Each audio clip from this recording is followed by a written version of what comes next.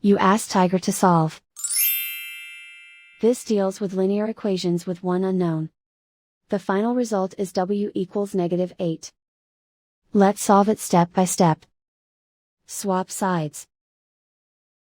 Isolate the w.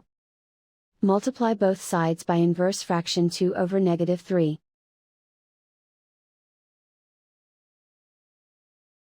Move the negative sign from the denominator to the numerator.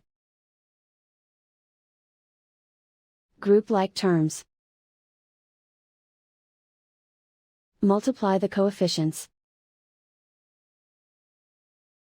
Simplify the arithmetic.